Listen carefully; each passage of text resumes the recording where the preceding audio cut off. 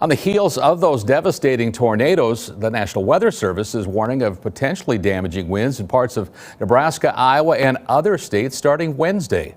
Forecasters say that strong, sustained winds between 25 and 40 miles an hour are expected in the region, with gusts of more than 65 miles per hour at times. The Weather Service says that damaging winds are likely to bring down some trees, power lines, and make driving difficult. Scott will have more on those conditions coming up a bit later in the newscast.